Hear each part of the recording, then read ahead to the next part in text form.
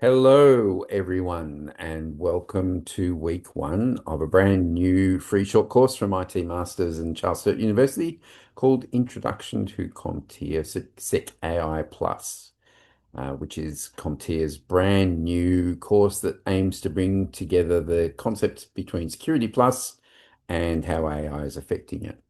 We'll be, as always, back in about 2 minutes. So just take a bit of a break, introduce yourself into the chat and say hello to everybody. It would be great if we didn't have more fireflies things in the chat than we have people. But feel free to take some notes using that. And we'll be back in a second when everybody's come into the room. It always takes about a minute or two for everybody to come. So I'll just leave you here for a tick. Thanks.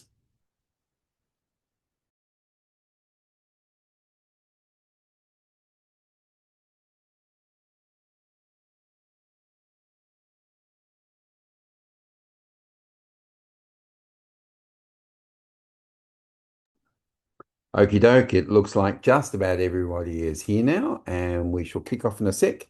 As always, welcome to week one of the Introduction to CompTIA Sec AI Plus, our new short course, which is focused around the new CompTIA Sec AI Plus certification, which they've just released about 3 or 4 weeks ago. We've been very fortunate to get early access to it, and it is also available, I should say, on the IT Masters store. So you can buy the exam and also the Learn and Labs for it if you want to from us. However, I'll get the advertising out of the way. I hope you've all had a lovely day or morning or evening before coming along. I can see there's people from all over the world as usual. I hope you're all taking care of yourselves. The usual housekeeping stuff. Please put your chats and say hello to everybody in the webinar chat. Remember to address it to everyone, not just the hosts and panelists.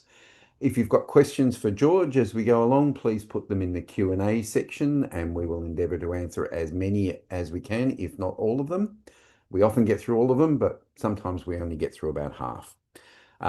It is a chilly evening here in Melbourne where we're broadcasting from tonight, but I hope where you are from, it is much better weather and more pleasant.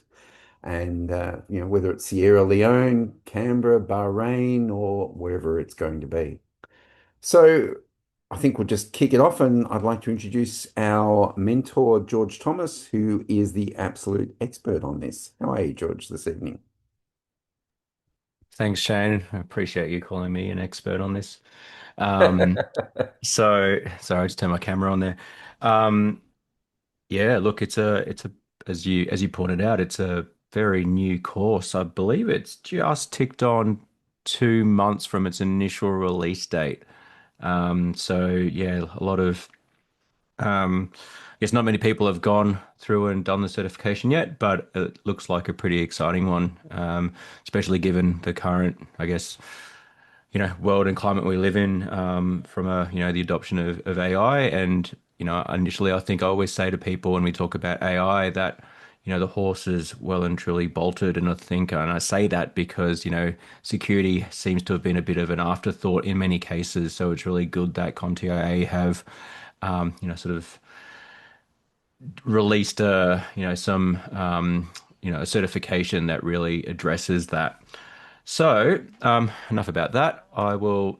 Oh, did that not work? I pushed a button and nothing happened. Give me a We second. will we will be over the course of the next few months as well, we'll be releasing some AI related subjects to which this may in fact end up being credit worthy. We'll see how we go with all of those things. We'll assess them when they come out. But there's quite a few things going on in the world of AI and IT masters and Charles Sturt at the moment, and we're hoping to have some announcements in the next little while. And Mm. I will just answer Dennis before we move on, which is I think not formally you don't need any credits for any qualifications before getting Sec AI Plus, but it is not a beginner's level course. And George will speak Geez, more you're to that stealing as all we my go along. thunder. Sorry. No, it's all good. Funnily enough, I actually had a note to ask you about, further study and so forth. So thank you. You've answered that. I do also, you are correct that there's no, I guess, specific prerequisite to do SecAI Plus. Having said that, again, to echo your point, While this course has been categorized as beginner level and will certainly provide, I think, a good introduction to SecAI Plus and these concepts more broadly. To do the SecAI Plus, it is definitely recommended to have sort of a 3 to 4 years of experience in tech and at least a couple of years of cybersecurity focus. That's not to say that that's a hard and fast rule, but more of a general recommendation. So if you've got something like Security Plus already or another certification, that would certainly help. And so I'll quickly, I'm sorry, that was all I was going to say on that. But I'll just kind of break through the structure here over the next 4 weeks. So we've got week one, obviously this week, which is basic AI concepts related to cybersecurity. And just so you know, I've really tried to, I think this is in my infinite IT Masters CSU intended learning outcomes wisdom, try to tie this back to the outcomes that the SecAI Plus aims to, I guess, achieve. So that's week one. Next week is securing AI systems. The following week is kind of flipping it on its head and looking at AI assisted security, so AI in SecOps. And then the final week is I guess, for me, my favorite, close to my heart subject, which is the GRC elements of AI.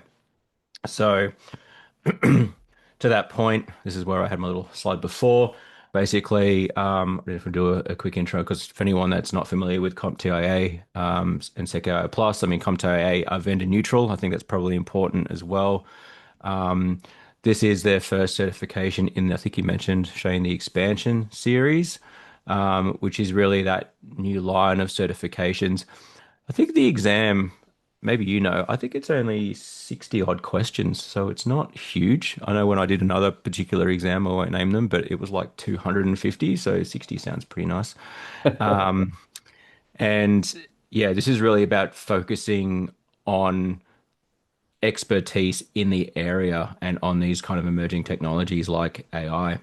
So you come off, okay, you came off mute, so I was just going to say that, the expansion series is designed, as it says, to expand upon existing courses, and that's why they're not necessarily going to be beginner level all the way along. yeah, and and why they're kind of very more specialized. All right, so let's get moving. Because yeah, I'm conscious, obviously, time as well. So, and I know Shane, you probably have a few more bits and pieces to add. So let's get through the content, and yeah, I'll probably take a couple breaks through. And sorry if I keep coughing. I had a bit of a bug earlier in the week, but for some questions. So, AI. I'm not even going to. I normally start with what is AI, but we're not going to do that today. Um, so I think probably everybody has some familiarity with AI, and you already know what AI is broadly, I guess, in a general term of artificial intelligence. But I think what we're going to focus on really is the concrete role that AI plays in cybersecurity.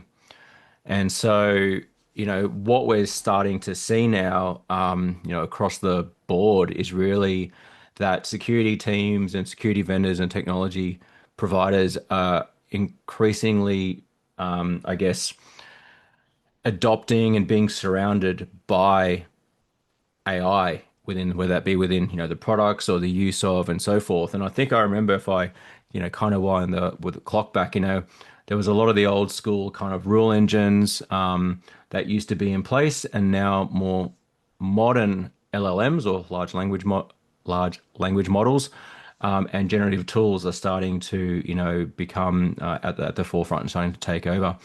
And so LLMs, for anyone that's not familiar with an LLM, which to me is like the Masters of Law degree, isn't it? But anyway, so large language models, it's basically large pools of information or data. And how that works is the LLMs will learn using things like statistical relationships and so forth between words, phrases, and so forth. And so what we're starting to see is a lot more of that being adopted. And so here we look at, the different, I guess, types of AI. So we've got generative AI, which, many of you are probably familiar with. You probably have used it. Going to say you definitely probably have used it. If anyone hasn't used it, definitely, I'd like to know. But generative AI is the like the sort of chat GPT type stuff. It has the ability to generate content. And we will get into this in a little bit more detail. But here, as you can see, it produces realistic content, code, and artifacts. We have rule-based. And so rule-based really is, as the name suggests, it's used for things like known threats. So basically, there's a rule that says, if something happens, kind of do this. And then we have machine learning and deep learning. And as I said, I'll get into these in a little bit more detail. But these can be really useful at detecting those new and evolving attack patterns. And then one that I was actually less familiar with is transformers. And so, these transformers, they will, understand and generate natural language. So this is where we're starting to get into the more advanced stuff.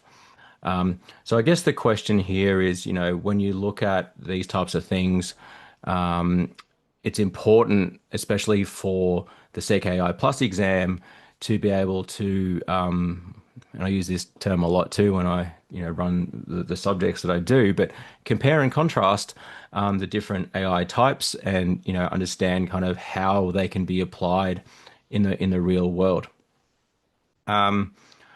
So, and look, and I will talk about how some of this stuff can be used and some examples as we keep progressing on tonight.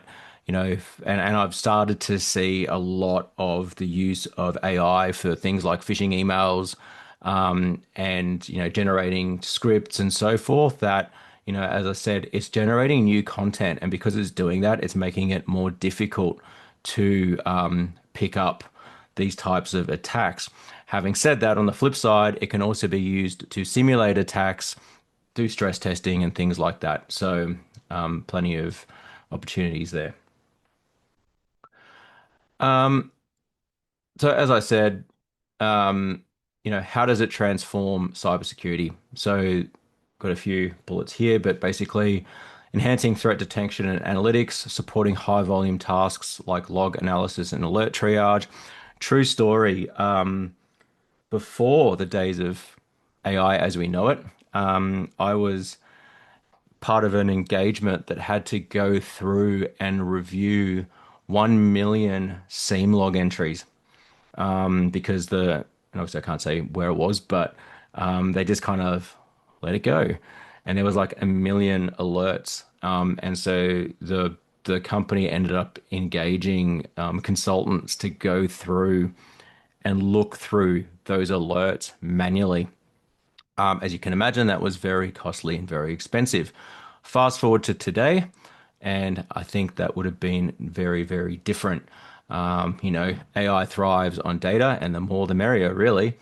Other things enables predictive analytics for attack likelihood and impact, automates routine security operations and workflows, and well, kind of what I just said, frees analysts to focus on complex investigations and decision making rather than the kind of mundane going through and just looking at stuff.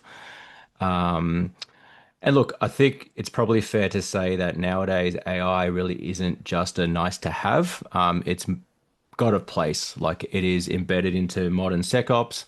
It's embedded, and very, useful and, can automate and optimize things.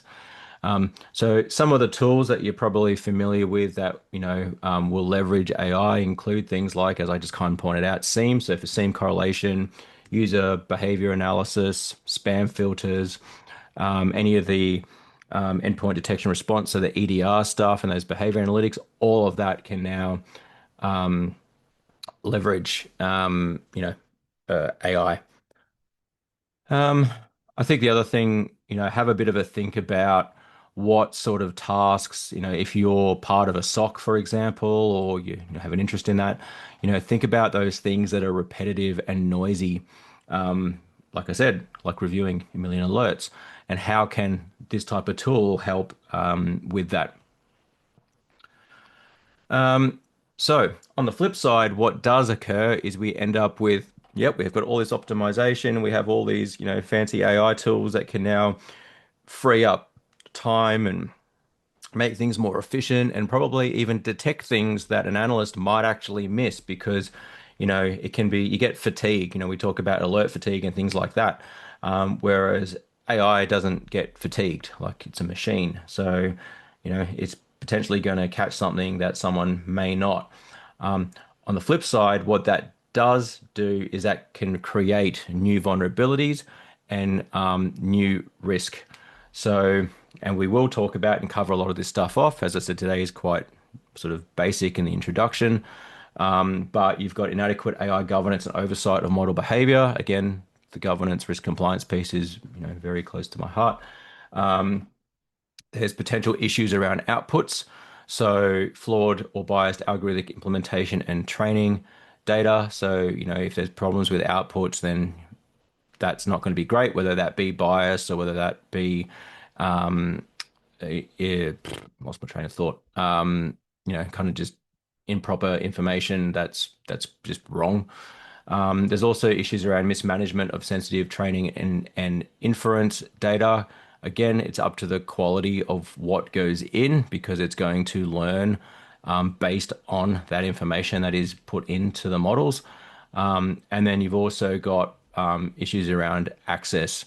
So things like, collection of or improper collection of training or sensitive logs.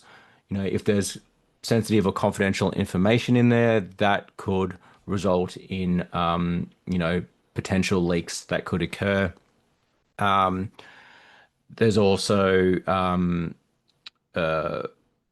lost my train of thought. Vulnerabilities that can occur. So, think about those vulnerabilities. Like unpatched servers, and remember that. Consider AI specific vulnerabilities. So things like data leakage, and we've got examples of that we'll talk about. Prompt injection, we will talk about that too. And as I mentioned, model bias. So these are all things that are really important. Now, sorry, there's a lot of bullets in here. I tried to include some color. Talking about types of AI technology, and for anyone that has had a chance or previously been in the AI ethics course that I ran, when was that, Shane? It was like October last year. You will have seen a version of this slide, and so I wanted to clarify a few things just in case anyone saw that and go, "What's he talking about?" So I talk about types of AI or types of technology, and then I talk about types of AI. And so for the purposes of SecAI Plus, when I talk about types of AI, I'm talking about this, right? So I'm not talking about the capabilities effectively. So there's kind of two elements going on here. So when we talk about AI, there are a few technologies and things that come to mind. So we've got machine learning. So machine learning is basically, it allows computers to learn from data. So, and that's without them being explicitly programmed. So what they do is they use algorithms to analyze data, identify patterns, and they make predictions and decisions. And this has been around for a really long time. In fact, when I think about when this all started to happen, probably in the well, for me, probably the early 2010s, it was all about ML. And it's been really heavily used. It does require specialist skills, and it is generally requiring costly infrastructure. And it's still used today. So, cognitive computing. So, this basically is around simulating the human thought process. So, it does things like learn, reason, understand language. And I guess one of the key differences between cognitive computing and machine learning is the way they learn. So, cognitive computing learns from data by being explicitly programmed with rules and regulations, whereas machine learning algorithms learn from data by identifying patterns in the data. We have what's going on now? I've got a uh-oh. I've got a little. Oh, it came back. Did it come back? It came back. Sorry, I had a. It's not an hourglass anymore. It's like a spinny wheel. Computer vision. So computer vision, interestingly, um, it sounds silly, but it's exactly what it says it is. So it's basically AI that allows a machine to see images like and videos like humans do. So kind of like the Google Lens type stuff. Um, we've also got deep learning. So that's that branch of ML that uses those neural networks, and it has multiple layers. And I've got those two at the top for a reason you'll see in a minute. We've got neural networks, and those are key in terms of AI, and they mimic, I guess, the human brain to process information and learn from data. And then we have natural language processing. So this is about having computers be able to understand, interpret, and generate human language.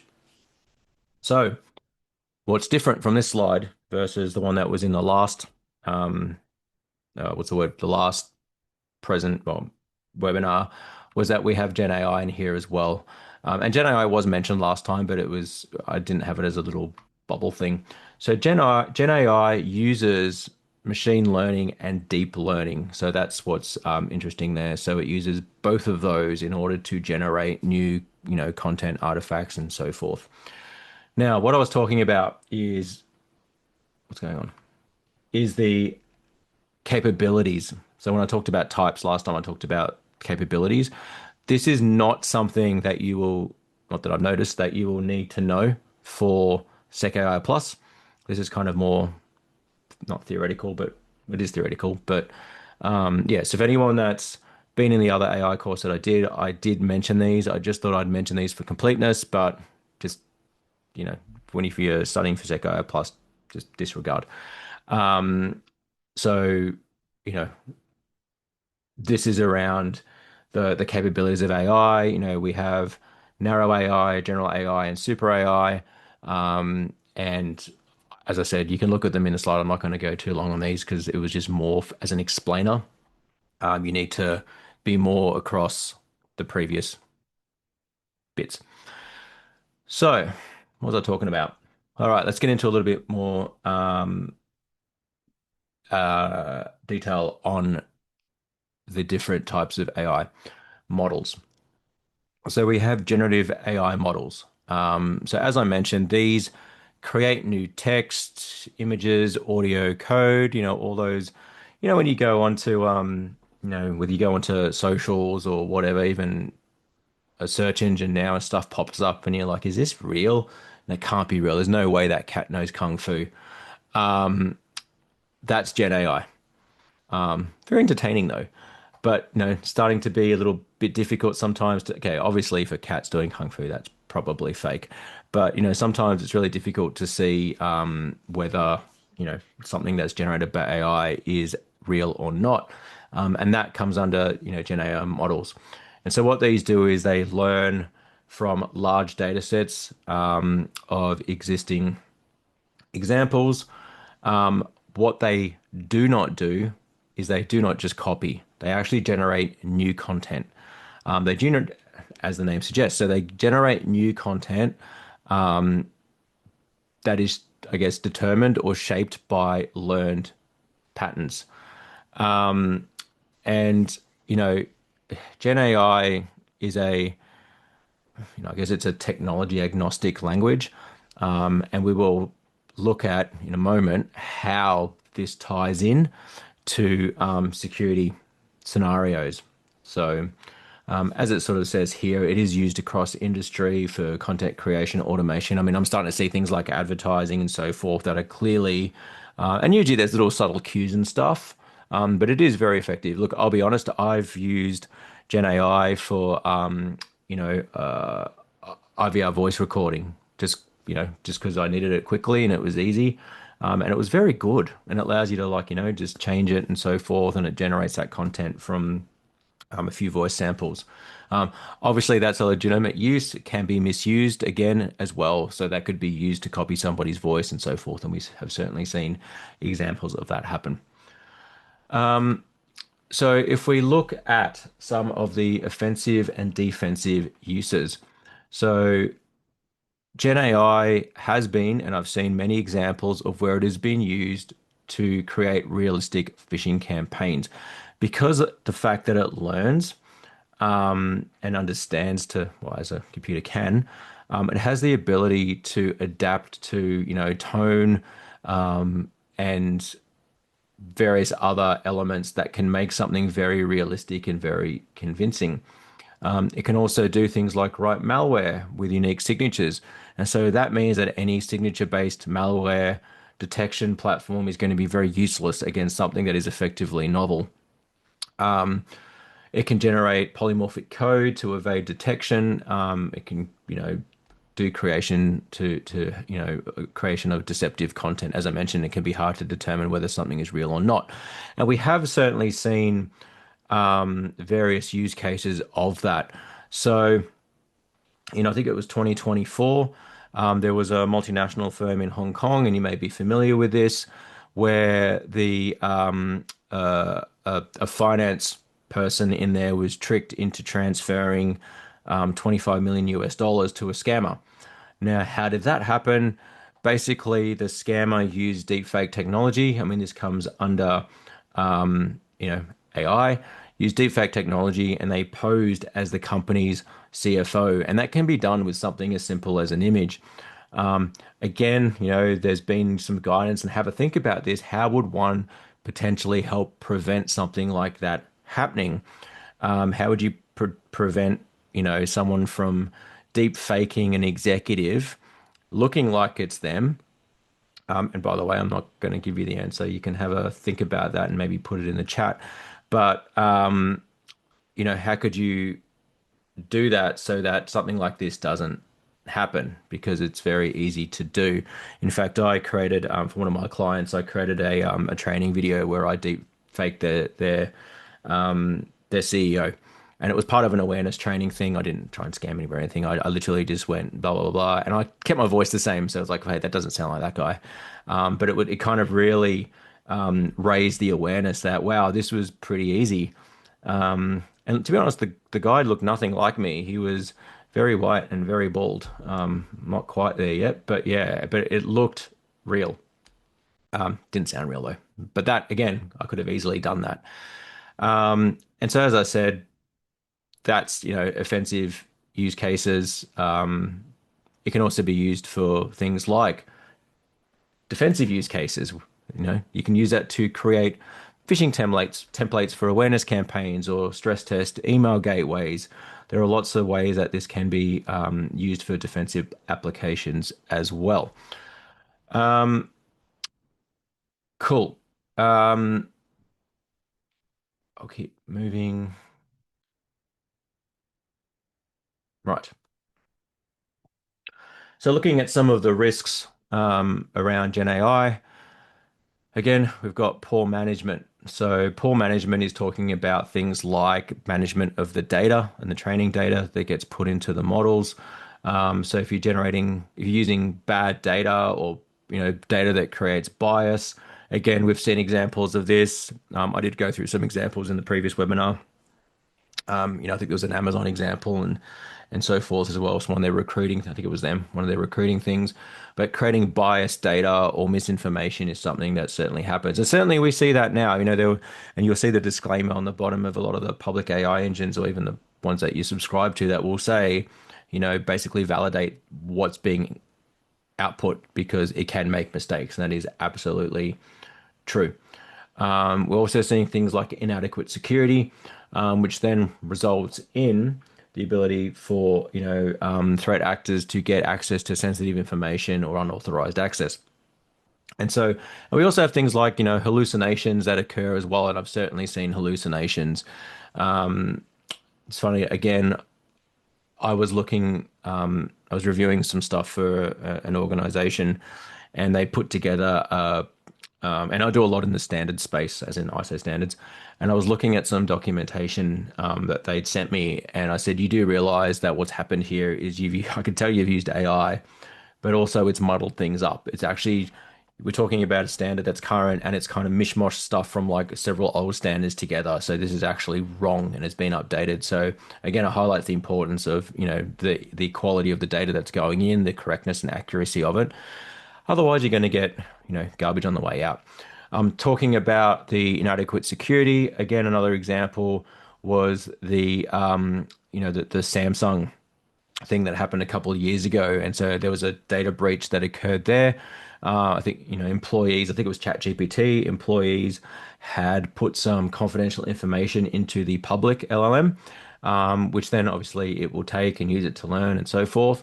And then that ended up being disclosed inadvertently by obviously a public user that went there. So yeah, it's definitely something to be aware of. Now, if I just go forward one. So if we look at this, this is Jupyter, one example from Jupyter. So Jupyter Notebooks, it's basically it's a browser-based thing. It's an environment that you can use for, threat hunting and incident investigation and, well, in cybersecurity anyway, and data analysis. You could do something like, stand up a SIEM and do a mock cyber investigation and so forth. But what we have here is an example where you can see the top part there. The code at the top is, and you can kind of see the role user. We see generate a business email compromise email. That sounds terrible. Targeting a financial executive. And so you're then executing that. And what it's doing is it's generating this content down the bottom. So it's saying, subject, urgent request for fund transfer, dear, insert financial executive's name here. I hope this message finds you well, etc., etc., etc. And so what it's doing is it's generating that. And what it isn't doing is putting a whole heap of like, spelling errors and, sort of bad English or whatnot in there. It actually would read very well and be very convincing. So this is a kind of an example of how one might do that for the purposes of doing a phishing test or something like that. But certainly not difficult to do. And I will point out Kaggle shortly as well. Now, enough on Gen AI. We also have machine learning and statistical learning. And so, here, if we look at statistical learning, think about concepts like, regression and classification. I think this is a good place to start thinking about examples of ML that are used in every day. Think about things like, think about where you might encounter ML, machine learning. So email spam filtering is an example. Those streaming recommendations, which actually drive me bonkers because when you like open something, you're like, oh no, that's crap. And you go, can I say that? And then you go back, and then all of a sudden you get all this stuff, and you're like, oh. Same thing happens with like Amazon. You go in there and you browse a couple things, and suddenly you get all these things hammering you. Those are examples of machine learning. So where is trying to identify, and Spotify does it too. You're trying to identify your preferences and learn what you like or what you want to look at. Those are all examples of ML. Statistical learning, on the other hand, I mean, that's mathematical, computational stuff, which is used to power machine learning. And what it does is it really focuses on finding patterns in data and making predictions and things like that. So if we look at, as I go through these bullets, because I didn't read them, I just went off on a tangent. But machine learning teaches systems to learn patterns from data, as I just mentioned, e.g., what do you like to watch? What do you like to read? What do you like to buy? And it doesn't do those. It's not those hard coded rules and signatures. It is adapting. It is using those algorithms to learn. And it does, as it says, it focuses on generalizing from historical examples. So where have you been? What have you been looking at? Those sorts of things. What have you been watching, listening to, etc. As I mentioned, statistical learning underpins machine learning. And yeah, really useful for things like anomaly detection and predictive analysis. So, is there, if, so when I say anomaly detection, so think about a system that is, and we talk about, drift and things like that. Think about a security system that is analyzing what is normal, right? So the security system is looking at traffic, and that's why when we talk about security systems where you put them in and you effectively baseline them, they're analyzing traffic, and an IPS might do this or an IDS. It's doing the analysis. It's looking at what is normal and what it thinks is normal, and it's learning that. So it's saying, okay, well, people come in at 9 and there's all this traffic, and they're looking at these things and they're doing that, and then they go home at 5 and the traffic dies down, etc. And it learns that and it goes, that's a normal pattern. And then all of a sudden, there's an anomaly. That is going to be something that might trigger, that outlier is going to trigger perhaps an alert or something like that. So that's how that works. Where there's, and again, when we think about where there's a potential vulnerability, is if a threat actor might want to change what is normal, they could incrementally potentially do that. I think it's harder to do that now than it probably used to be, but the ability to change what is normal to the point when normal is actually very not normal is how, something that would need to be considered. That makes sense. Okay, so machine learning is just so ML really, it's critical in security automation. So that machine learning driven anomaly detection can surface that risky behavior, whether that be, a threat actor from the outside trying to get in, or, there's been examples, and I wrote a paper on this, I think back in 2016, that I got published and around user behavior analysis, right? So the use of machine learning to analyze what is, and I actually wrote the paper on ethics and potential ethical problems with this. But anyway, it still kind of covered off the concept of the use of machine learning and how that could identify insider threat anomalies, right? So imagine a potential, say a staff member does this same thing every day and they do all this stuff and this is what the ML considers normal, and all of a sudden there's a sharp shift in what they do, and that could be a reason to trigger an alert to, have a look at what's going on. So and then, use it for automating things like repetitive tasks, like log analysis. Because as I mentioned, going through, and I've said it a few times now, a million alerts is not fun. I didn't have to go through all 1 million of them. There was a few, but yeah. Um, Doing things like augmenting threat hunting activities is also a way to use ML. And then I've got here, Kaggle provides real world data sets for practice.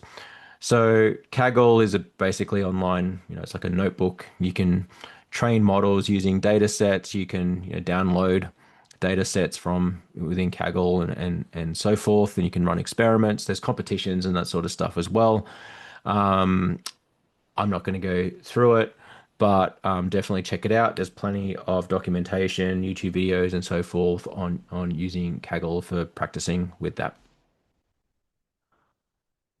Um, do you have a pause for a second while I have a quick drink? My throat's getting a bit dry. By all means. While you're having a pause and a bit of a chat, and my throat's dry too.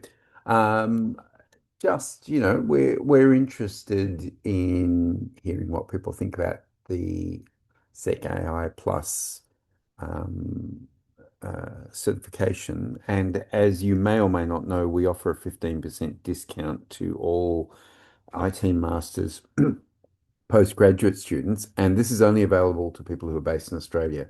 If you try and buy it from overseas, unless you've got a really good VPN set up, it won't work for you because they are all country coded, all of the services that we sell. But we are looking at how we might do a little bit of a promotion around SecAI Plus and offer it at a slightly better rate for certain people. So if anybody's interested, please send us an email and we will look at send you a code. We're probably looking at something like 20% off rather than 15 for people who attend the course and get through some of it. But we'll talk more about that as we go along. Thank you. I'm glad I muted. You made me laugh out loud when you said, unless you've got a really good VPN or something. I like that. You've got that cybersecurity mindset. How can I get around this? Uh, Hey, I worked in telecoms for years. I know the first thing that happens is how do you break it? yeah. Um, so where was I? See, now I've lost my train of thought because I'm still hung up on that. But anyway, ML and cyber. So, you know, ML can often, does often now sit into things like SIEM, so security, incident and event management, security information and event management platforms. So think you're like, Splunk, Elastic, Curator, um, what else is out there? Those. Um, there's integrations now where ML is used where, and so those tools aggregate logs, right? So they aggregate logs from systems across an environment. Again, lots of log entries, gigabytes, terabytes, petabytes. Um, and what it does is it will extract and analyze the logs, and it will again identify potentially any anomalies and so forth, and do automated risk scoring and those sorts of things depending on the feature set. So, that's something again that is really, really valuable when it comes to, it's operationally valuable when we're talking about the use of AI in those type of cybersecurity, what's the word, situations. And kind of says it there, but reducing alert fatigue and speeding up analyst response. I think I've probably got that point home already. Not having to go through a million entries. All right, I'll stop saying that now. Um, where was I? So we have different types of learning. We have supervised learning and unsupervised learning. So supervised learning is really for known problems, such as, phishing classifications. Unsupervised is about discovering new threat patterns. So supervised uses labeled data for training. So you basically label the data and say, well, these are examples of phishing campaigns, or these are examples of spam. You're basically labeling it. It becomes very precise, and yeah, it is auditable. It is auditable, and so forth. What it does struggle with, as it sort of points out here, is when there's something new or never seen before. And so that is where pretty much there's everything else, which is unsupervised learning. So this is that unlabeled data, which is used to find anomalies. So if we think about threat actors, threat actors are constantly evolving. They're trying new things, they're trying different things. So if you rely on purely supervised learning, it's going to potentially leave gaps. Having said that, well, it will, but not having said that, it will leave gaps. But unsupervised learning, because it is basically it's stuff that's unknown, it is going to generate more false positives. So there needs to be a combination of both. But yeah, the unsupervised models will generate more false positives. It's going to require analysts to have a look at those false positives, but it will still take some of that um, heavy lifting off. So um, so we also have isolation forest. So this is an example of unsupervised learning in cyber. So basically, you know, it may be applied to authentication logs. So features like, timestamp, location, device, frequency, they all feed into the model, and it will flag things that are unusual.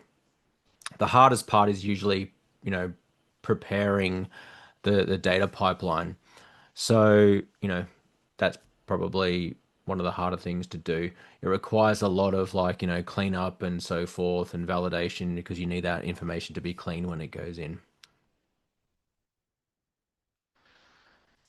And then we have transformers. So transformers, I'm just looking. I should probably start speaking faster because I'm not even halfway through my slide pack.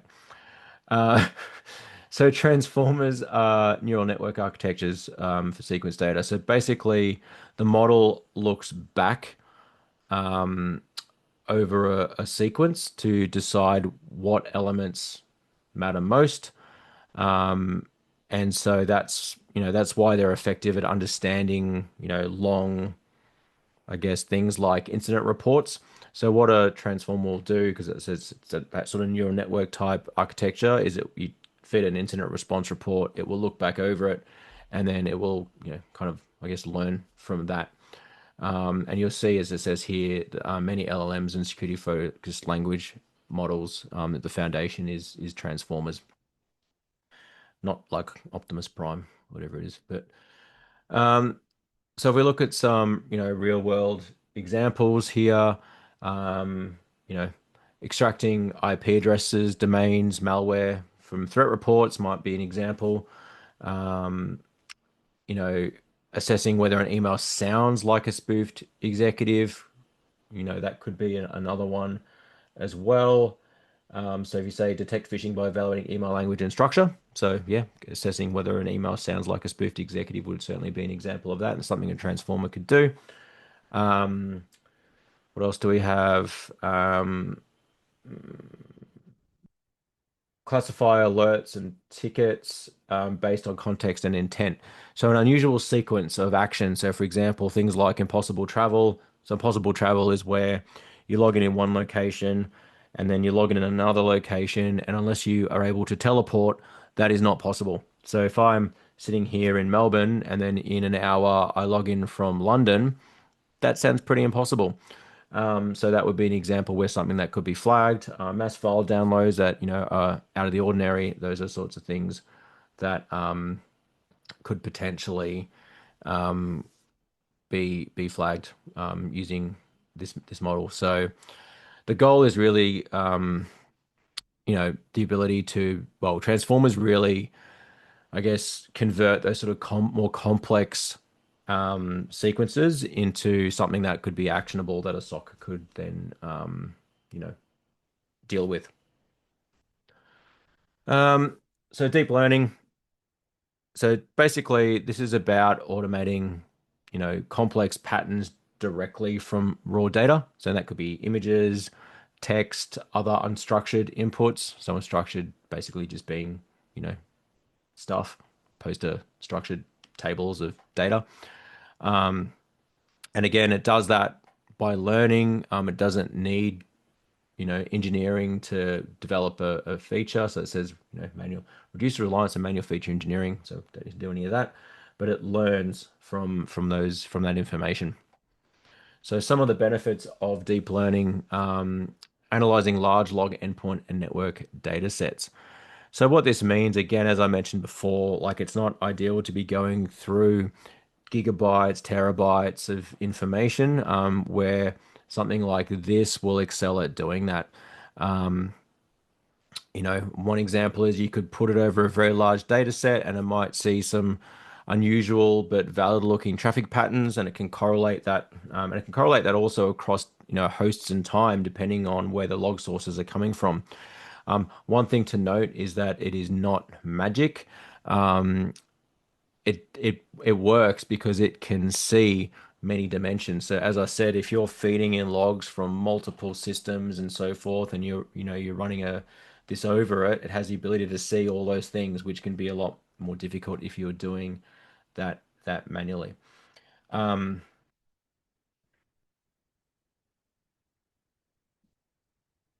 So limitations.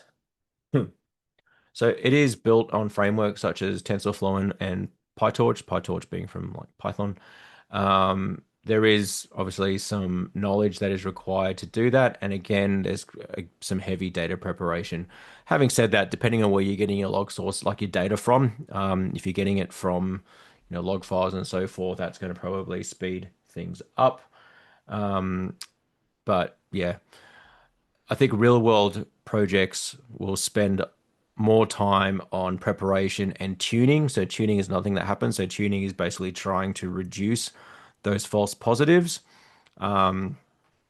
And that's something that, needs to happen. Otherwise, you end up again with lots of false positives, lots of alert fatigue, and so forth. So even though the AI can learn and minimize that and try and take some of the heavy lifting out, it needs to be tuned and configured properly.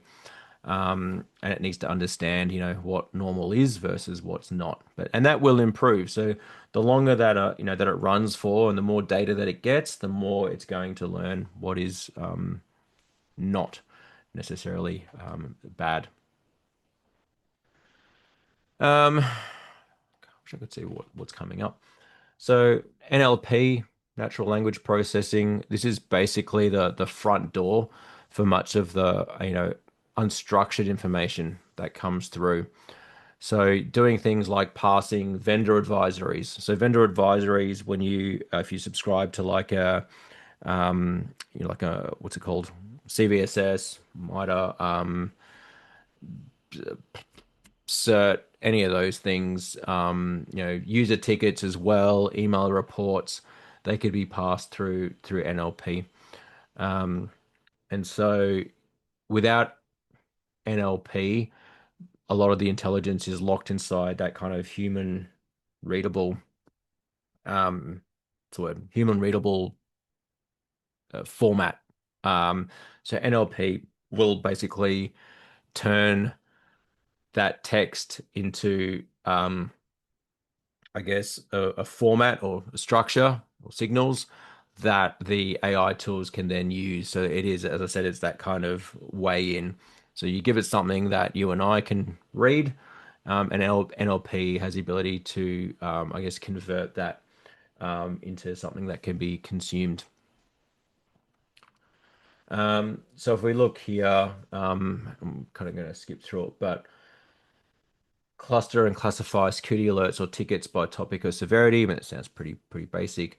But if we got the RAG piece here, so we've got RAG, which is retrieval augmented generation. So in other words, the model retrieves relevant documents, so tickets, runbooks, and those sorts of things, and generates responses based on those documents. And again, we're talking about the cybersecurity context. It can be used for other things outside. So RAG has been used. I've used examples of RAG elsewhere, but for common SOC patterns, that's how you could use that. What was I going to say? Oh, yeah, and then those workflows can, do other things. So those workflows can then be used to call tools. For example, they could open a ticket or do whatever they need to.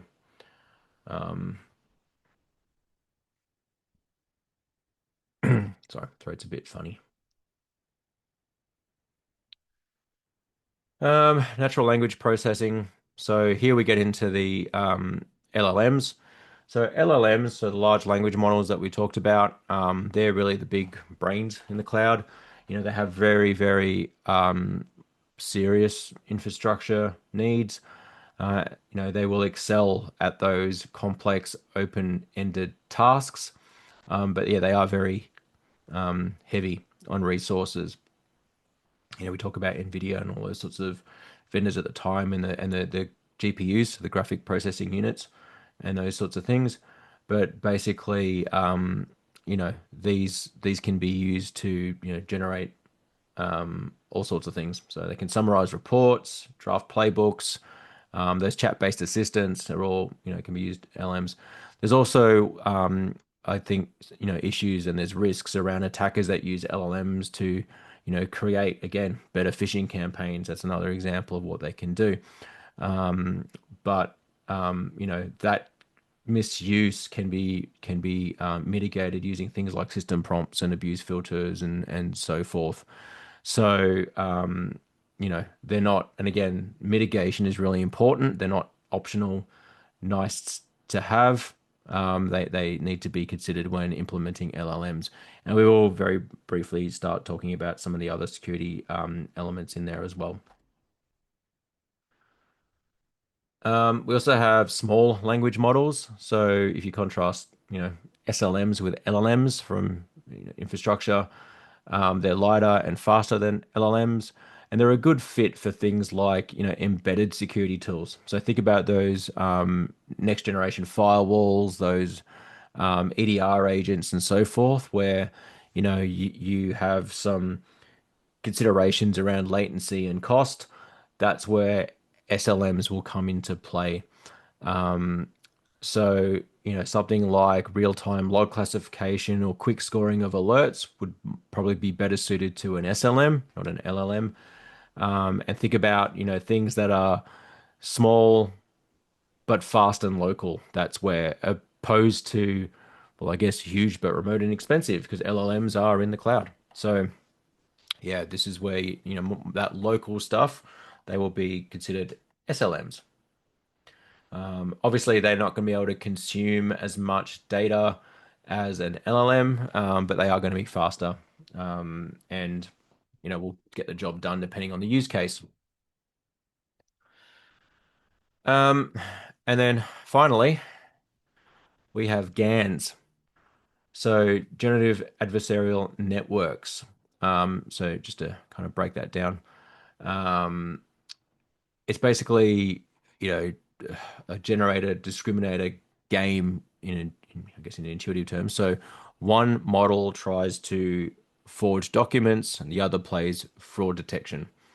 And then as the training keeps going, both models get better. So one gets better at, you know, basically creating fraudulent documents, and the other one gets better at detecting those fraudulent documents. And so these GANs really started as, in the computer vision field, so creating synthetic but realistic data for security testing. But honestly, these are pretty. This is these are not common. These are not common in modern workflows, but worth knowing as well. So just be aware that these exist. And nowadays we probably see more around diffusion models. So those are preferred over GANs for those general purpose you know uses. All right, so let's talk about AI model learning. I talked about a little bit of this already. I talked about supervised versus unsupervised learning. There's also reinforcement learning.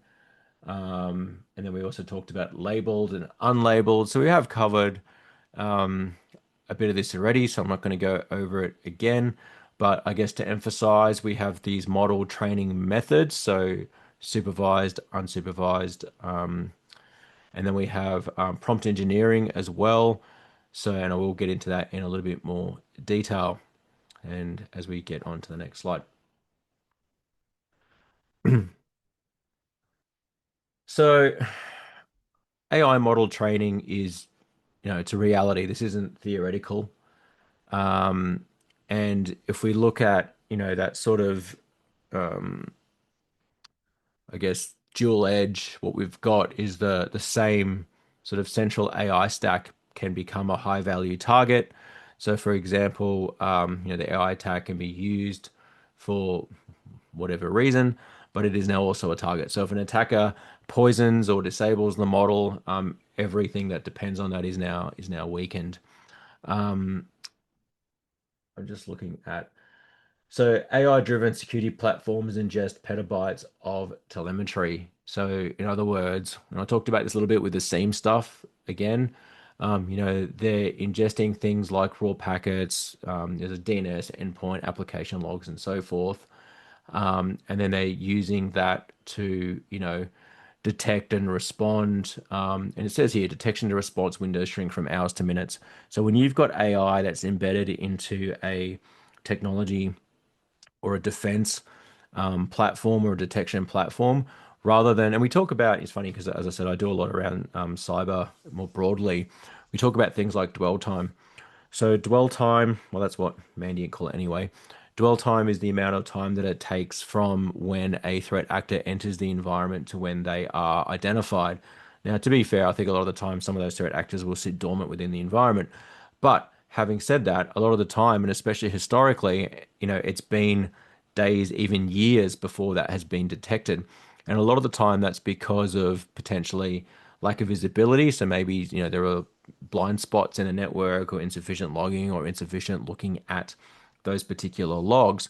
So the fact that, AI can identify and detect something so quickly significantly reduces that response window, and it says from hours to minutes. I mean, to be fair, a decade ago it was from like months, potentially 2 minutes. Having said that, as you see there, like it says, compromised ML systems can undermine the entire defense stack. So if there is a problem and there is poisoning of that model, that can make the whole thing fall down. So it's really important to make sure that that's managed and protected. Um, So supervised learning is really the backbone of many of the SIEM and XDR engines, because what they're doing is they're looking for kind of known things, whether that be, oh look, someone's just got domain or root, or whether it be a, a DNS entry that looks like it shouldn't, and that sort of thing. Um, so we've also got gradient boosted trees. So boosted trees, they rank, phishing domains, or they score PowerShell commands and those sorts of things, and they can spot um, uh, they can spot those kind of minute things. We've also got CNNs, not to be confused with the news people, and that can spot packed malware. So yeah, just be aware of those as well. Um, Again, we talk about quality. Quality is really important, but high quality labels require strong forensic evidence and consensus. So it's really important when labeling, because labeling is where many models can fail. If you rush, so as I said, when you label stuff, you're effectively tagging it. So you're tagging it as something that is known. Now, if you rush tagging and just like tag everything, for example, that can lead to really noisy training data, and that's going to create issues with how good the AI functions. So weak supervision, to speed things up, um, you know, that's not great. Um, it is a speed up technique that is used, and the use of auto labels and things like that, but it does need control. So there needs to be some sort of, I'm going to say, QA that needs to occur. So spot checks, refinement and those sorts of things, because you want to avoid bias and errors. Yeah, so doing those label audits, super semi-vised refinement. So super semi-supervised. That's like a tongue twister. Super semi. Oh my God. Semi-supervised refinement is about, going back and checking the work effectively. So that's important as well. So, I was meant to say unsupervised.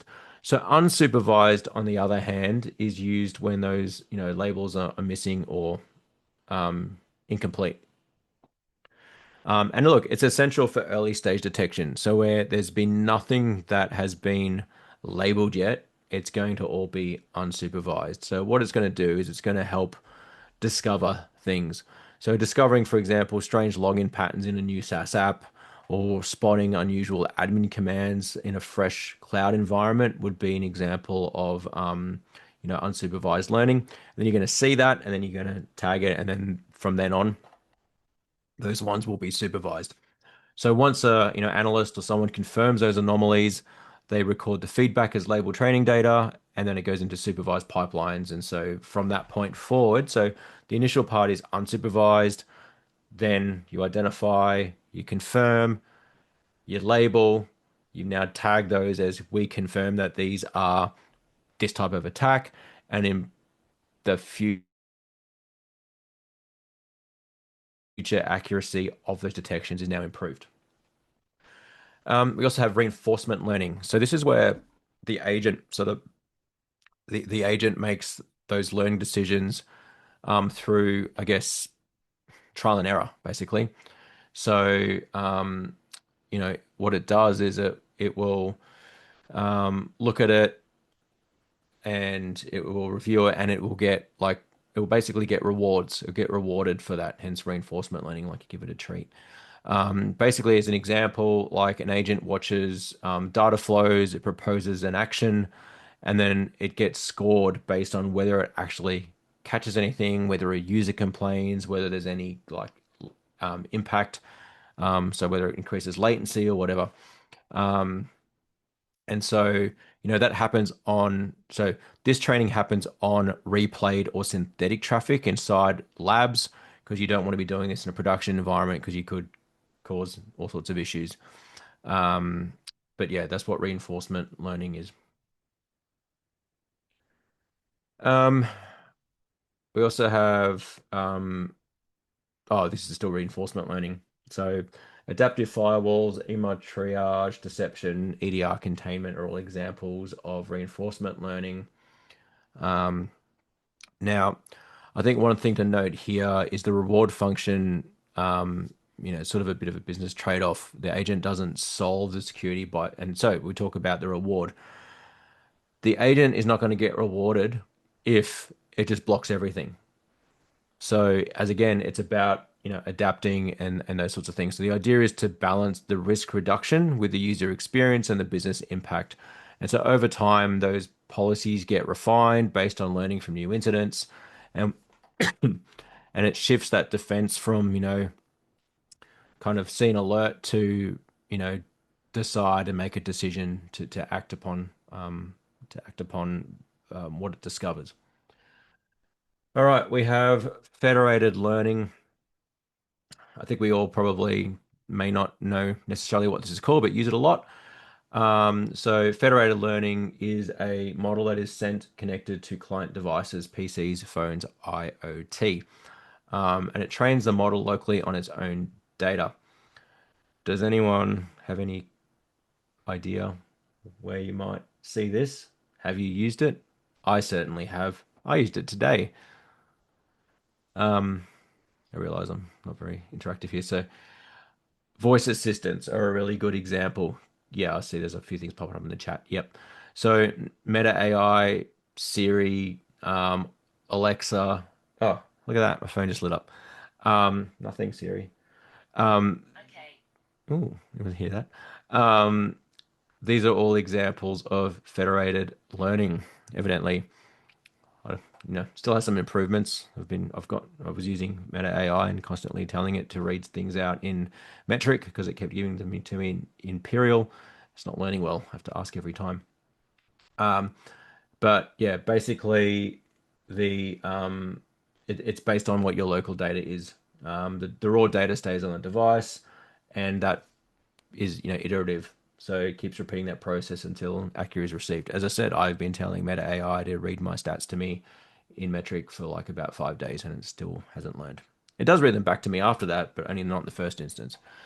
And so some of the benefits of that data stays local, so better privacy, compliance, and so forth. But there are going to be some challenges. There's also potentially some security risks. So things like data poisoning, so the injection of malicious data. Um, that's one. Potential privacy risks as well. So there could be attacks that reconstruct sensitive data and so forth.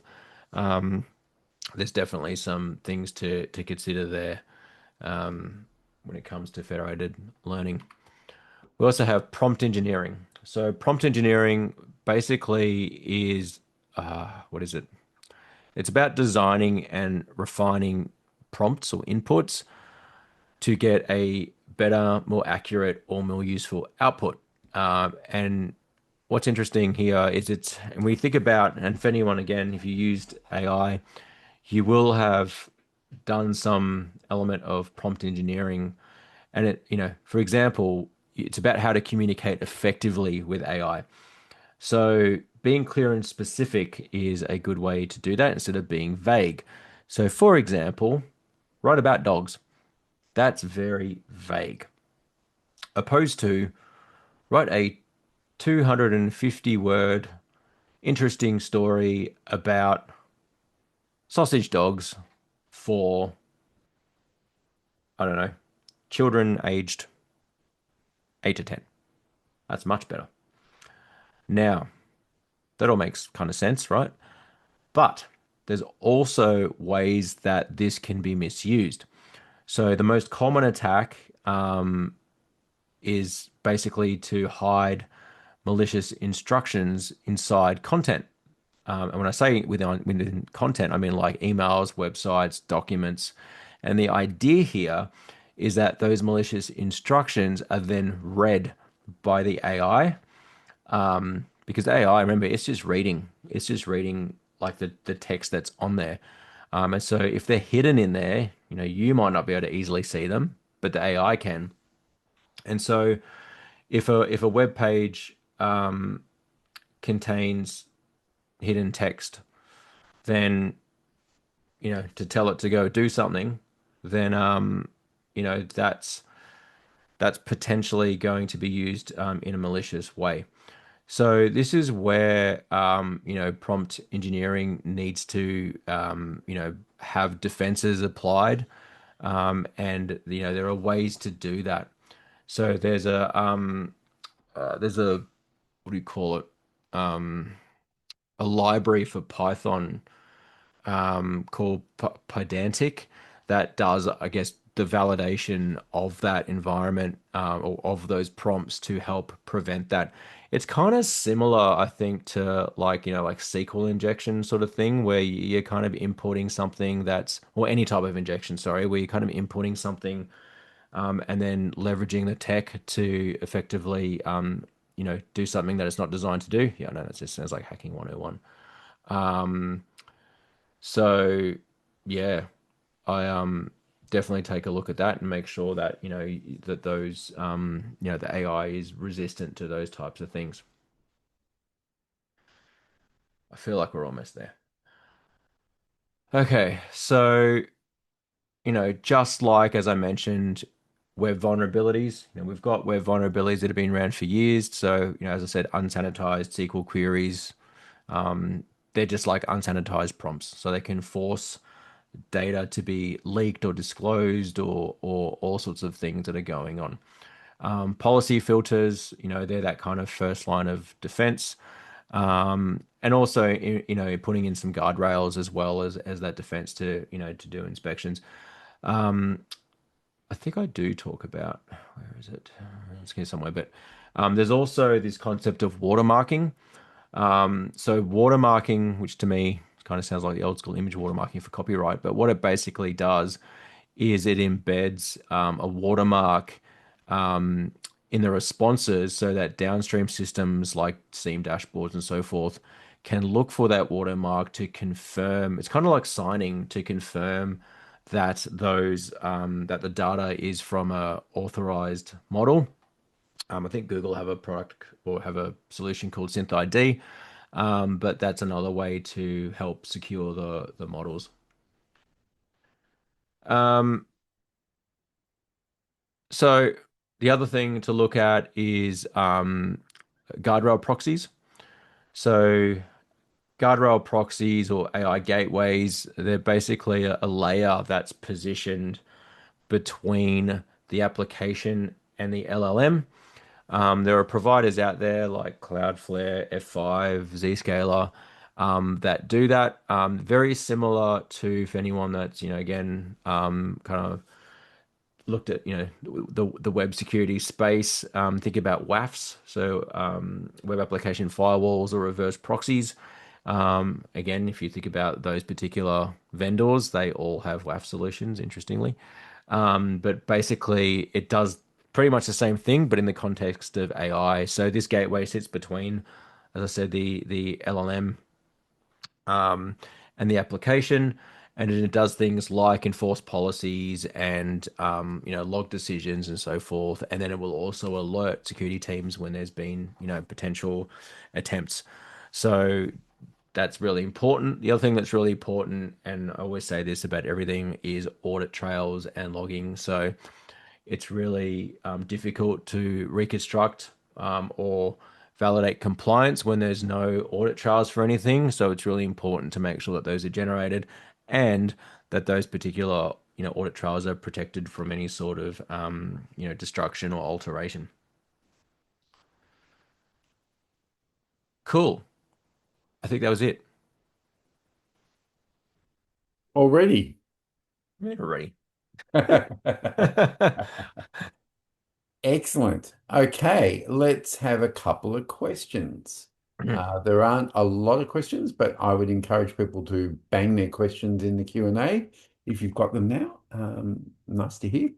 Does AI generated data get tagged like whether the data was generated using AI? Does it include something like that in its metadata? I think you started to talk about watermarks before.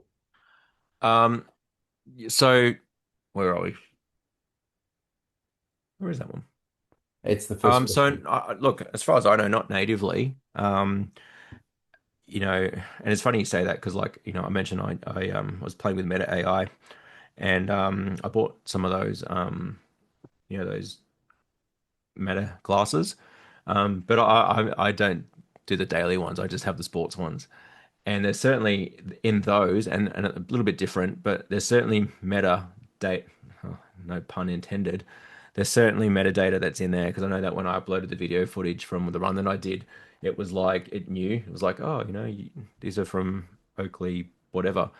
And I was like, cool. But I think the short answer to that is unless you explicitly tag it, then not that I'm aware of.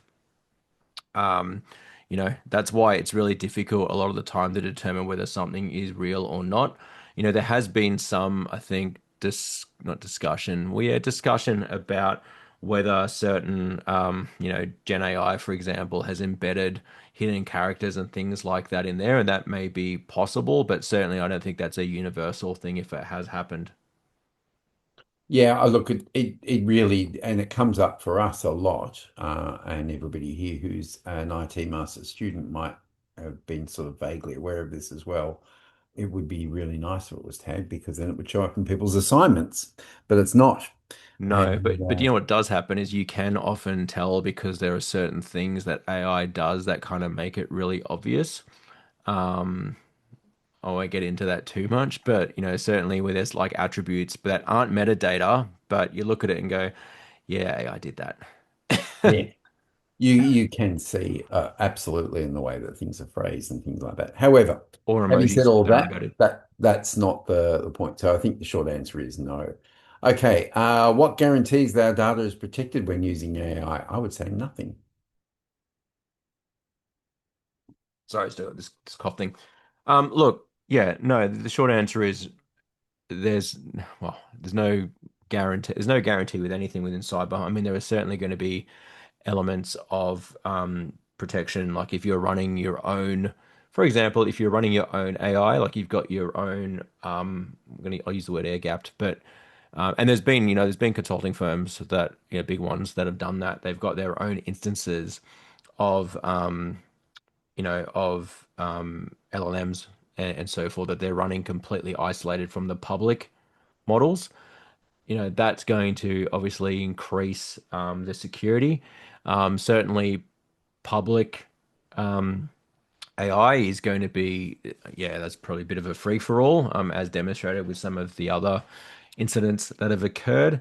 There are, subscription um, options that are available, and there are certainly going to be some protections in place.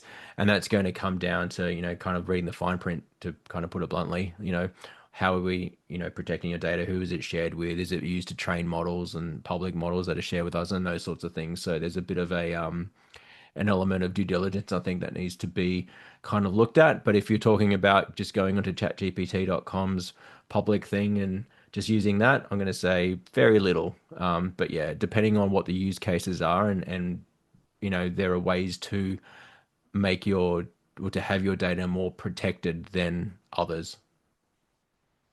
Okay. Our company uses agentic AI, which I think uses machine learning and DL. Is one of the risks that can only just make recommendations to a customer, but could actually go further in action without a human in the loop? Well, I can't use it. Indicate which I use it.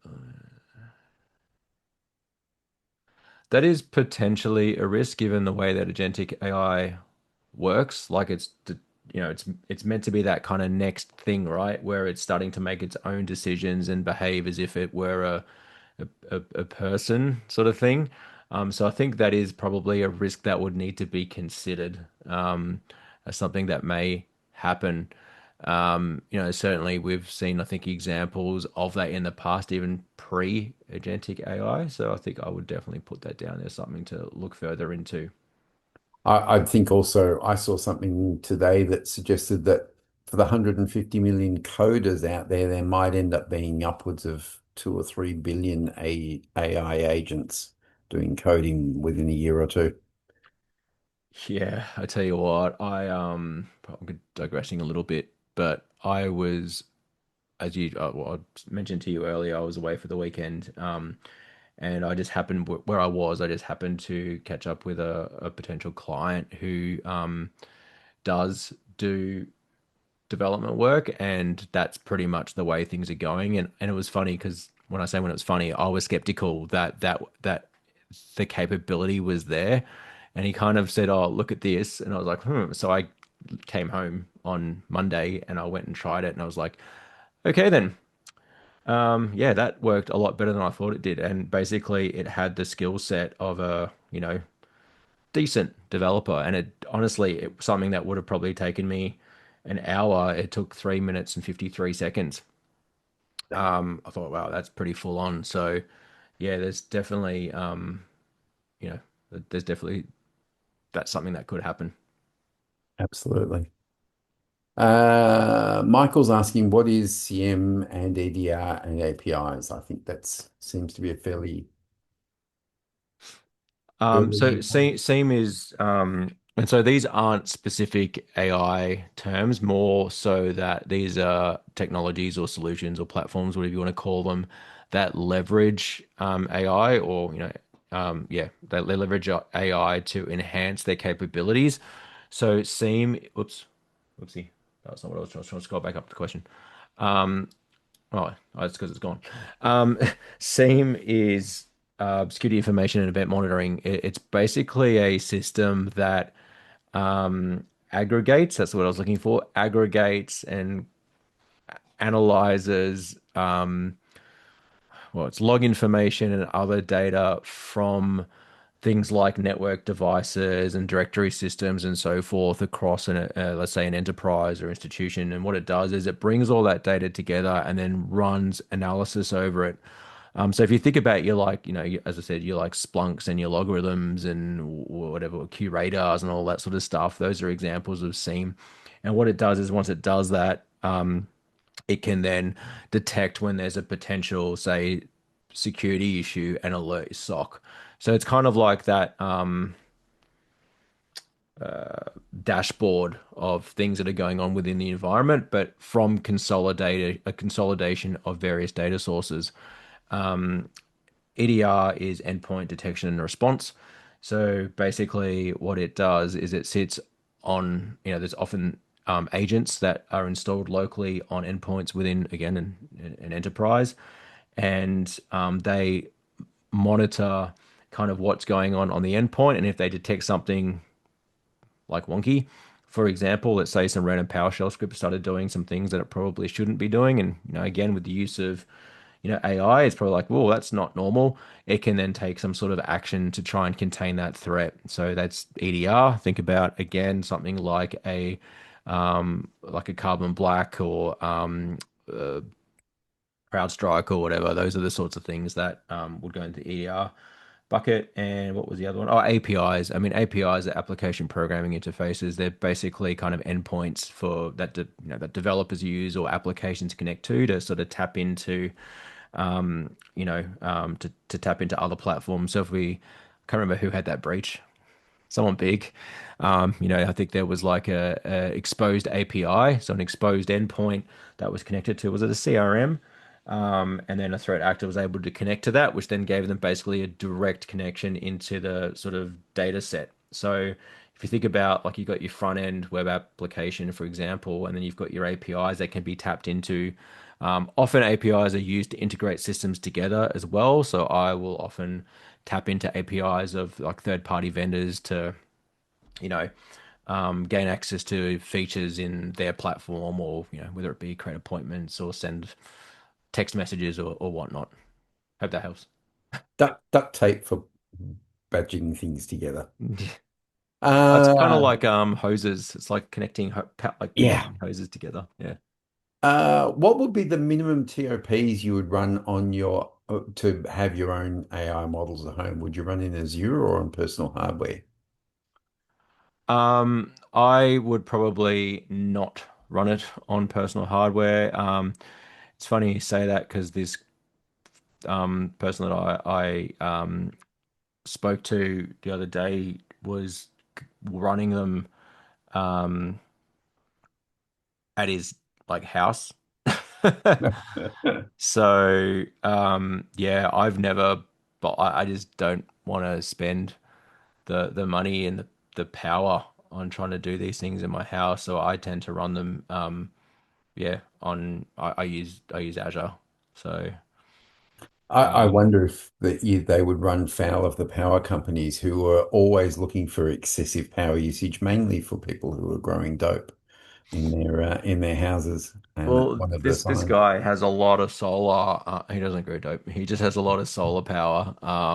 And yeah, it's actually pretty impressive some of the stuff that he's done. Like he had this, I had this whole thing of here's where all my power's going, and I can redirect it here, and I can control my HVAC, and this is how much power is being consumed. And I'm like, did you write this yourself? And he's like, yes. I'm like, yeah, that frightens me. Yeah, he's pretty. Okay. With so many AI tools and language models being released, is there some sort of central directory or repository that controls or collates or even tells us where they are? Uh, Not really. I mean, if you look at like, yeah, Azure AWS and Google's and so forth, I mean, they obviously have their marketplaces that would have, various, I guess, various elements kind of them that you could stand up, but not like a central directory. And that would only be for, those particular instances. It wouldn't probably cover when there's like an, AI embedded in something. So, I mean, someone else can chime in on that, but not that I'm aware of.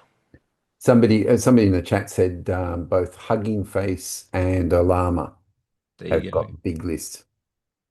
The chat is a fantastic source of information, and thank you everybody for contributing so much for that. For AI that looks and trends and flags anomalies, what's the benefit of looking at those trends since you could have another AI that slowly changes the trend so that what is not normal becomes normal, which is a bit like you can't observe something without changing it. Yeah, that was what I was saying before. So that's a tricky one because, as I said, the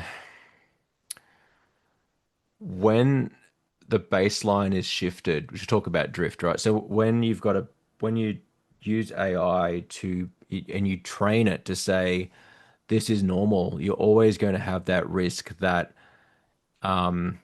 something else is altering what is normal and doing it slowly enough that you don't notice. And I know, look, it's a bit crude, but they talk about the frog thing.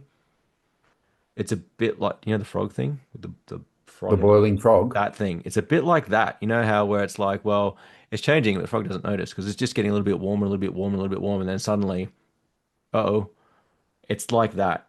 And I think it's going to be the same with this type of thing, as in the changes are so subtle and so slow that AI that is trying to detect an anomaly doesn't detect it because it doesn't notice because it's happening so slowly until, yeah. So that is always going to be, I think, a risk. And I think that's where you, at least now, you can't solely rely on AI. So there still needs to be some element of, oversight or QA or whatever you call it to periodically check what's going on. Who will watch the watcher? You will watch the watcher. Yeah. Does machine learning data store in the local PC or Windows server if you're using Windows? Does the what? Where was that? Gurmeet. Does the machine learning data store in the local PC or Windows server if using Windows? Depends what you're referring to. So if you're referring to like look again, it depends on the solution. I think if you're using something uh like Azure, it won't be. If you are you talk like what specific um Maybe this is a question for the forum. yeah. Look, it would depend. I'm not really sure. So I as I would said, think, with some of the federated stuff, it does. Like it would be on the local machine, but depending on what it is, it might not. So yeah. And you don't really want stuff on your machine necessarily. it feels like a What hard drive. security job roles is SecAI plus certification for relevant? And we can't answer part two of that, which is CompTIA planning to release a more advanced certification? I'm sure they are, but that's not up to us to answer Look, at the moment. yeah, and look, I think it's still, I mean, it's still early days. It's only been out for a couple months. But Mhm. as I said before, we were kind of at that point where, to just repeat what I said before, where the horse has bolted, right? So there was this whole thing where, 2022, was it September, like ChatGPT, like, oh, hello. And then all of a sudden, everyone jumped on it and it went crazy. And some went, oh, that's never going to take off. And then all of a sudden, like, it is everywhere now. But what happened was there was this crazy rate of adoption and it was largely uncontrolled. It was uncontrolled from we just need to get on that and not be left behind. But at the same time, the whole security, cyber, even the governance piece was just not even a thought. Well, maybe some of us thought about it, but it was just moving so quickly. So I think now, as people have, obviously accepted that AI is here and it's here to stay, there's going to be that element of trying to catch up, make sure it's secure, make sure that we're using it responsibly, make sure that it's, all the governance stuff, the risk management, and all the compliance pieces have all been put in place. And obviously that differs again between jurisdictions. So, in Australia, we've got the voluntary guardrails that were going to be mandatory, but as far as I know, they're still not going to be. They were, then they weren't. But then other, jurisdictions, for example, the EU, they were the first to put the AI RMF up, and so they've got some pretty strict requirements around that. Hence the compliance stuff.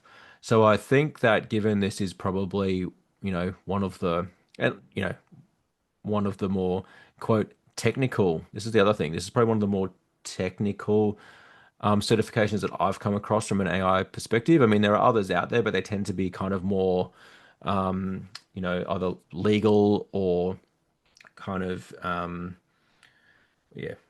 legal or kind of higher level. I think that there's probably, we're going to see more demand for this in the future. But as I said, it's still early days. It's only been a couple months. No worries. Daniel said you didn't mention agentic AI. Um, I not explicitly. I feel like that comes into capability, um, which I kind of touched over. I kind of try to stick to the content that's in the study guide and the material, which it's not in there. So not that I noticed. So that would be why I didn't mention it. So as I said, there were some bits and pieces in there that I probably mentioned in the previous course that was around ethics and so forth, which is why I wouldn't have mentioned it because it wouldn't have been in this course material. Cool. Does that kind of make sense? How can LLMs be used to improve SOC operations? Well, look, lots of ways. And I think I've mentioned a few already within um, within the webinar tonight. So, the use of those LLMs to kind of learn and identify and so forth. And I mean that's pretty much at the core of it. So definitely I could probably go back in the pack or just go have a look at the pack. But yeah, I think there's probably a big place in SOC for the use of the, you know, LLMs. No worries. We are going to close down the questions in about 30 seconds, so get your last ones in. There's only a couple left here. Both from Mr. Anonymous. Can IVR Gen I observations evaluate human performance according to Australian laws and regulations? I'm not sure if I entirely understand the Yeah, gist. I don't quite understand that question either. Does a generate observations? While you're thinking about that, I'll just answer Sider's question in the chat, which is this webinar enough to clear the AI Sec Plus? No. No. No, And and I think certainly, that's important as well. So as I mentioned, this is kind of a very kind of bit more, and even then, I think it's probably on the cusp of not quite beginner. Um, but this is very condensed, and there's a lot more depth that's the, you know, in the content. And then yeah, sorry, Shane, you could probably speak to a bit more of how one well, might I think, want to get yeah. more. Yeah, this is week one of a 4 week course, which is an introduction to SecAI Plus. We don't pretend that it's going to cover everything. We do try and cover as much as we can, but we think everybody would need to do their due diligence on what they need for it. And yes, there are courses out there which should cover everything, but we're trying to get the guts across to you so you can then understand whether you want to go on and maybe try and take the exam or do some more training, or for many of you, I know many of our audience are actually very skilled in the field and are already in there. So, it's a wide audience, but if you're a beginner, yes, you're going to need a lot more. Did you get head around I think what the question is trying to get at is, is it legal to use Yeah. AI to evaluate humans? Uh, yeah, not sure how to answer that one.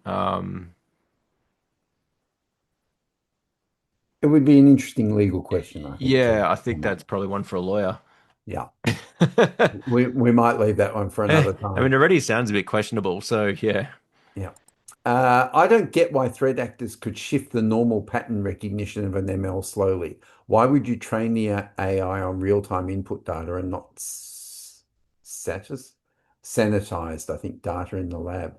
Ah, yes, sanitized. No, and that's what I was saying. So it has improved, and the way that we do things is now not entirely how it used to be, but that was certainly an issue that has occurred. And I'm sure it still does occur depending on what's deployed, because remember, there's a lot of different platforms and products out there. Um, as I said, there's many different use cases, and it was one that was raised, and that's something that has happened, where that pattern could be shifted. But as I said, I think that's seen less now than what it used to be. Okay. I'm going to say two things to finish off. First is I've been having a look at what we can do, and we're going to have a limited 25% off CompTIA products offer available now for people that fill in our discount request forms. That will only be available till the end of May. So we'll be very clear about that.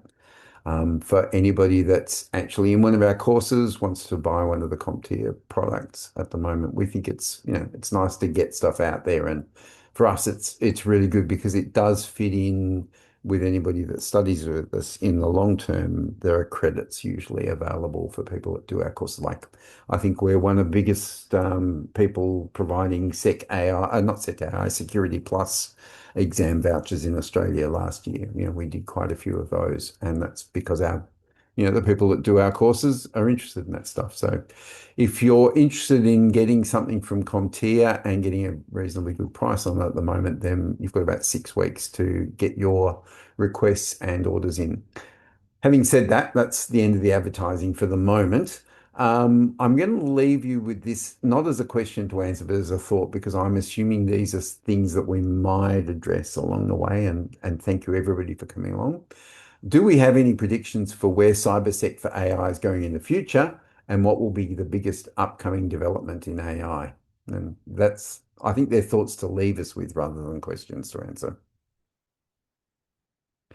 Having said that, thank you very much to everybody for coming along. Thanks, Lil, for slogging away in the chat and letting everybody know all the stuff that's going on. We really appreciate that you give us your time for these courses. I know everybody's time is extremely valuable, and we're conscious of that all the time.